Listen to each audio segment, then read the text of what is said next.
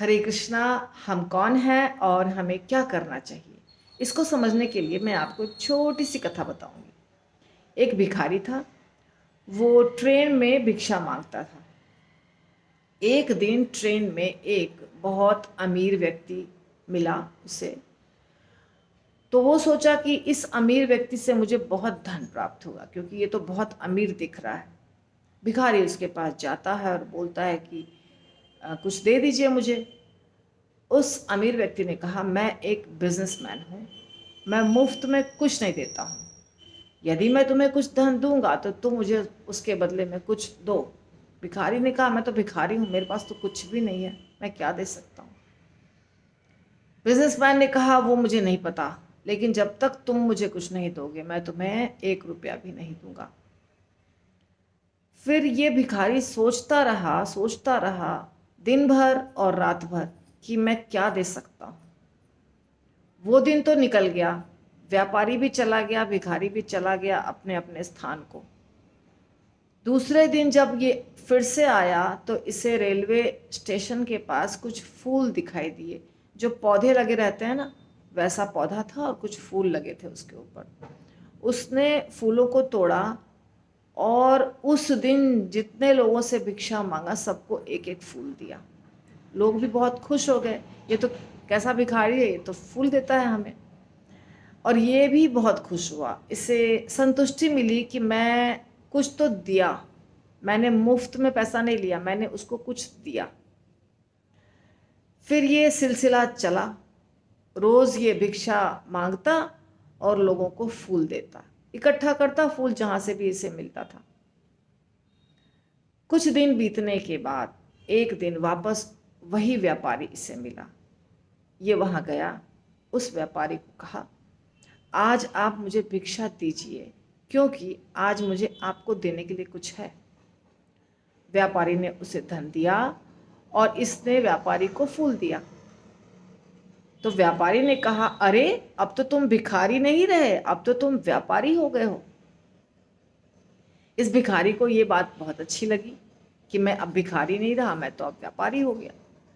फिर वो घर गया और जोर जोर से चिल्ला चिल्ला कर ऊपर आकाश में देखकर बोलने लगा, भगवान मैं अब भिखारी नहीं रहा, मैं तो व्यापारी हो गया।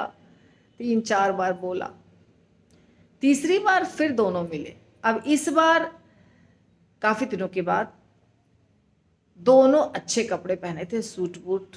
अब भिखारी तो पहचान गया उसको, व्यापारी को, पर व्यापारी भिखारी को नहीं पहचाना, क्योंकि भिखारी की जो शक्ल सूरत सब बदल गई थी। भिखारी ने पूछा, हम तीसरी बार मिल रहे हैं, आप मुझे पहचाने? व्यापारी ने कहा, नहीं, मैं तो पहली बार मिल रहा हूं तुमसे। तो इसने कहा कि याद है पहले आपने कहा था कि आप मुझे तभी भिक्षा देंगे जब मैं आपको कुछ दूंगा। ये पहली मुलाकात थी। दूसरी मुलाकात में आपने कहा कि तुम तो अब भिखारी नहीं रहे, व्यापारी बन गए, क्योंकि मैंने आपको एक फूल दिया। और अब ये तीसरी मुलाकात है जिसमें आप मुझे पहचान नहीं पा रहे हैं, क्योंकि जब आपने मुझे कहा कि तुम व्यापारी बन गए तो फिर मैं व्यापार करने लग गया।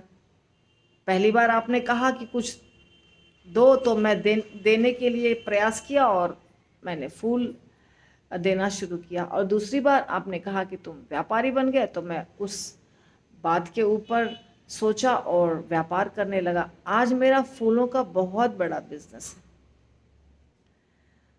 तो ये कथा मैंने आपको इसलिए बताई कि हम भी मांगते हैं, किससे? भगवान से। वास्तव में हम भिखारी हैं, हमारे पास कुछ भी नहीं है, ये शरीर भी हमारा नहीं है, हम भिखारी हैं, कंगाल हैं। सारे शास्त्र बताते हैं कि हमारे पास कुछ भी नहीं है। शरीर भी हमें भगवान ने दिया है, हम भगवान की संतान हैं, पर ये बात को हमें समझना होगा कि जैसे उस भिखारी ने प्रयास किया और एक फूल से शुरू किया तो उसे भी प्रसन्नता मिली, वैसे ही हम जब मांगते हैं भगवान से, देने वाले तो भगवान ही है। दाता एक राम, भिखारी सारी दुनिया। दाता एक राम, सच बात है। पर हमें कुछ भगवान को देना चाहिए। क्या दे सकते हैं? भगवान का नाम जपने में कुछ नहीं लगता है, भगवान को दो चार फूल या पत्ते चढ़ाने में भी कुछ नहीं लगता है, जल चढ़ाने में भी कुछ नहीं लगता है। हाँ, अगर आपको बहुत महंगी महंगी चीज़ें चढ़ानी हो तो उसमें धन लगेगा। तो यदि पैसा है तो महंगी चीज़ें चढ़ाइए, यदि पैसा नहीं है तो जो बिना पैसे का मिल जाता है मुफ्त में वो चढ़ाइए। नहीं तो मुंह से भगवान का भजन गाइए, उसमें तो कुछ नहीं लगता है।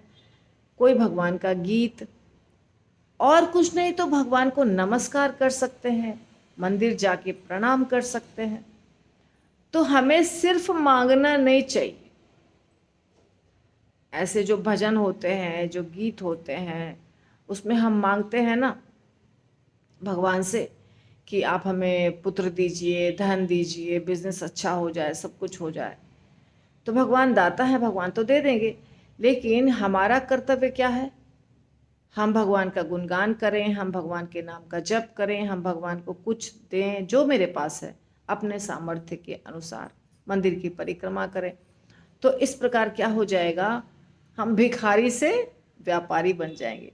अब व्यापारी से भी अच्छा है शुद्ध भक्ति करना।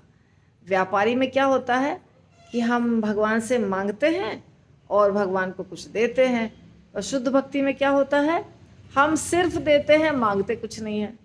अर्थात हम जो भी सेवा करते हैं भगवान की, उसके बदले हम कुछ नहीं मांगते हैं। ये सबसे अच्छी बात है। लेकिन यदि कष्ट हो, किसी प्रकार का कोई शारीरिक या मानसिक या फैमिली में, तुम हेल्प मांग सकते हैं भगवान से। उनसे बता सकते हैं कि हमारी ये समस्या है, कृपा करके आप दूर कीजिए। इसमें कोई परेशानी नहीं है। पर हमेशा नहीं मांगना है कि हर चीज़ हमारे पास है, घर है, धन दौलत है, फिर भी मांग रहे हैं, फिर भी मांग रहे हैं। ये नहीं होना चाहिए। सिर्फ सेवा, एक तरफ से सेवा करते रहना चाहिए। ये असली शुद्ध भक्ति के लक्षण है। हरि बोल।